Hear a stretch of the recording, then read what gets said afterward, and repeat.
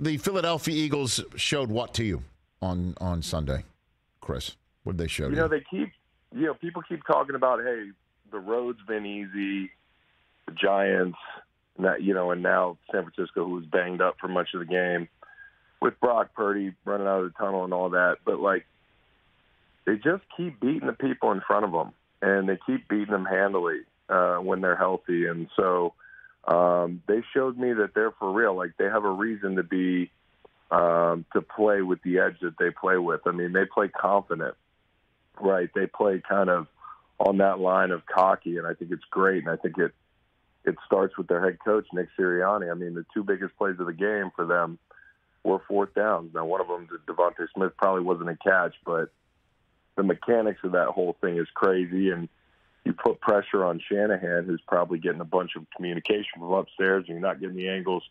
You got 20 seconds, you run up, you snap the ball. And then the other one is backed up. They go for it on fourth down. They're just a scary team, man. You think about this Super Bowl a bunch of different ways, but it's two 16-3 football teams, right?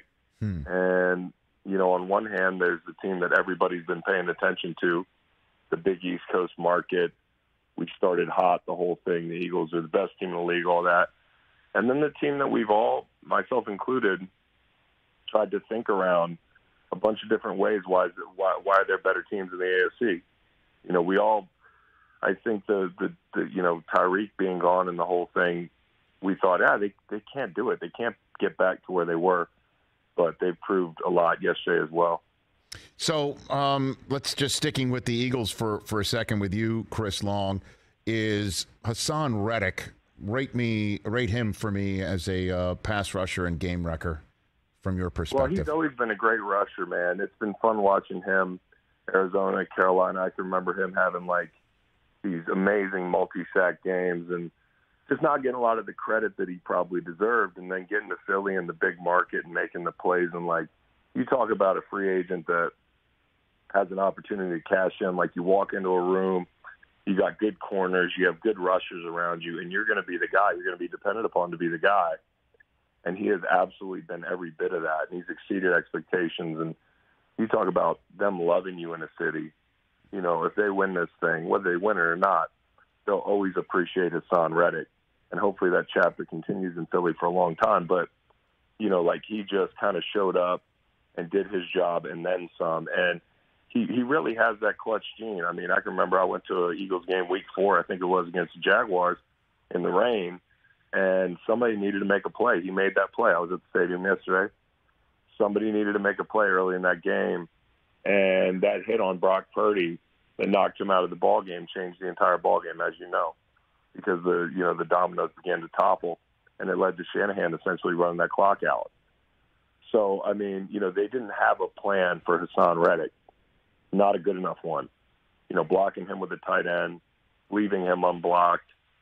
He's been their most clutch, consistent rusher, and they, every defense needs that guy, and they have it in Hassan Reddick.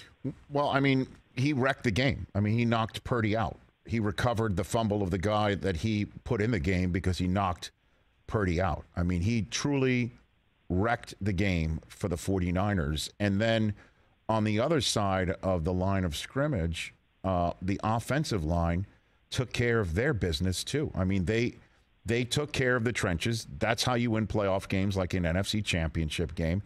And I'll give you the floor on Jason Kelce. What does he do? I mean, the fact I remember we talked about it, I think, this spring when you came on, when Kelce tweeted out the video of him drinking a beer to say he's coming back for one more. I mean, at the time, that was like, okay, that's a nice story, a future Hall of Fame guy, and we'll see what he can do for this Eagles team that got one and done by Tom Brady in a 7th seed. This was, I believe, before A.J. Brown was acquired. But who knew that was one of the biggest moments of the entire Eagles calendar year right now? What does he do for them, do you think? Well, what a great decision by him, right? Right. And you can see why he did come back, and hopefully he comes back again, because the guy is playing like he's 26 years old. You see him get up to the second level on some of these run blocks, and you're like, who is this guy? There's no way he's the age he is and has the mileage and the tread on the tires that he has. And You know, he's just like the perfect athlete, the perfect unorthodox athlete. And that center position, it takes a lot of different skill sets to thrive. And he's so great in space. He's so quick to the second level. He's great with angles. And he's a great leader. And, you know, I want to shout out their offensive line coach, Jeff Stoutland, who's just one of the best in the game. And a big reason why I know that every time they line up on Sunday, they're confident that the communication is right. You talk about a guy who developed Jordan Mailata, you know, a guy who's plugged and played different players with injuries. Our Super Bowl run, Jason Peters was hurt. He's had to plug people in. And then a guy that, to me, was the biggest story when I walked away from that game is Lane Johnson. Lane Johnson is playing through a major injury. That is not a minor deal. And he hasn't even given up a pressure since he's been back.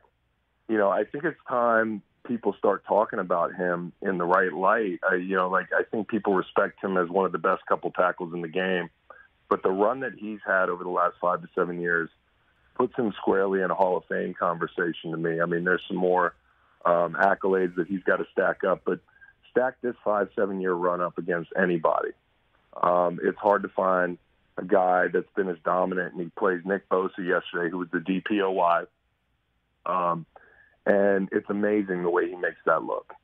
I mean, he looks bored at times. His anchor, how quick he can get to his set. I mean, he beats you at his set point. The fastest rushers in the game can't beat him to 7 yards. He stays square the whole time. He's got that kind of underhand absorbing punch, and he sits on the bull rush as well as anybody. So when Nick Bosa feels that, hey, I can't bull this guy, like, what can I do? He's so impressive. And as evidenced by the fact that when he's out, like, look at the way we feel about the best line in football when he exits the game, and it's Driscoll or somebody else. I mean, he is just such a massive piece. You just set it and forget it at tackle there. And he's blocked some of the best in the game. He did it again yesterday. Catch the Rich Eisen Show every single day on the Roku channel, 12 to 3 Eastern, for free.